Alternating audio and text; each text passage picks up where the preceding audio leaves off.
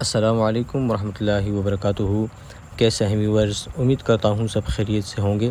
تو آج میں آپ لوگوں کے لیے محبت کا ایک بہت ہی مجرب اور بارہا کا آزمودہ عمل لے کر حاضر ہوا ہوں۔ جائز مقصد میں آپ اس نقش کو استعمال کریں، انشاءاللہ تعالی آپ کو اس نقش مبارک سے، ان کی برکت سے آپ کو اپنے مقصد میں 100% ہی کامیابی ملے گی۔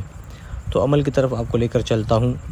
یہ جو نقش مبارک آپ کو اسکرین پر نظر آ رہی ہے، اس نقش مبارک کو آپ نے لکھنا ہے۔ لکھنے کا طریقہ کچھ اس طرح ہے کہ شروع چاند میں جب پہلا جمعہ آئے تو اس جمعے کے دن آپ نے پہلی ساعت میں، یعنی جیسے ہی سورج نکلے اس کے 1 گھنٹہ تک پہلے 1 ساعت ہوتی ہے، اور جب وہ آپ سے رہ جائے تو اس دوران آپ نقشے کو دیکھ کر آپ ساعت ظہر میں دوبارہ جب ساعت ظہر آ جائے تو آپ اس میں لکھ سکتے ہیں۔ تو جب آپ اس نقش کو لکھیں گے تو آپ نے اسی ساتھ میں 4 مرتبہ لکھنا ہے، اور 4 مرتبہ لکھنے کے بعد آپ نے اس کو استعمال اس طریقے سے کرنا ہے۔ اگر آپ کے پاس لکھنے کا طریقہ اس طرح ہے، اگر آپ کے پاس مشک زعفران ہے تو بہتر ہے، اگر مشک نہیں، آپ کے پاس صرف زعفران ہے تب بھی ٹھیک ہے، اگر زعفران بھی نہیں ہے آپ کے پاس تو آپ بلیک مارکر سے یا بلیک پوائنٹر سے آپ لکھ سکتے ہیں اس نقش مبارک کو۔ 4 مرتبہ آپ لکھیں اور اس کو استعمال آپ اس طریقے سے کریں گے۔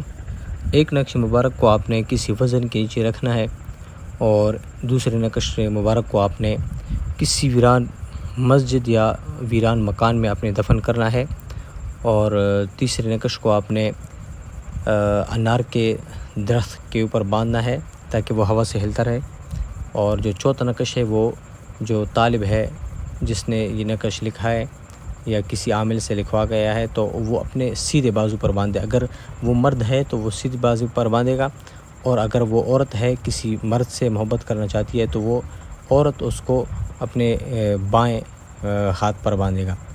عورت جو ہے وہ بائیں ہاتھ پر باندھے گی، اور جو مرد ہے وہ دائیں ہاتھ پر باندھے گا اس نقش مبارک کو۔ انشاءاللہ کچھ ہی دنوں کے اندر آپ کو اس نقش کے اثرات ملنا شروع ہو جائیں گے، اور جو آپ کا جائز مقصد ہو انشاءاللہ اس میں آپ کو کامیابی ملے گی۔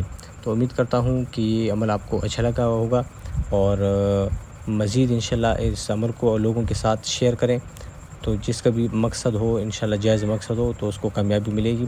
تو انشاءاللہ یہ بھی ایک صدقہ جاریہ ہے۔ اب میں اجازت چاہتا ہوں۔ السلام علیکم ورحمۃ اللہ وبرکاتہ۔